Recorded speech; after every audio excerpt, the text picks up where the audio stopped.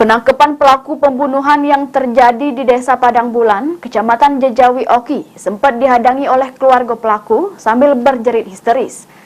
Polisi dengan sigap langsung ngaman ke pelaku. Inilah dia detik-detik penangkapannya.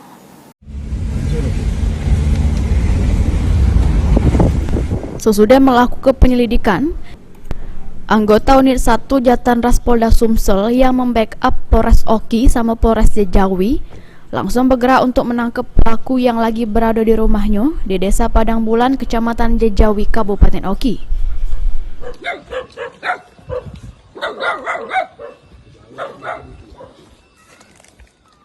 Kedua pelaku diketahui bernama Hendra Samu Angkasa alias Kucut, yang sudah membacok sehingga korban Saidina Ali alias Anang Husin meninggal dunia pada 30 Oktober 2023 kemarin.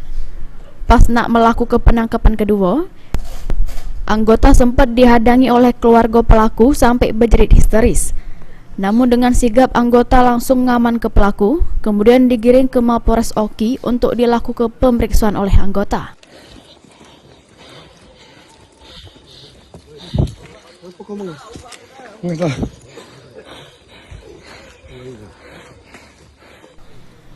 Mulyadi, PAL TV.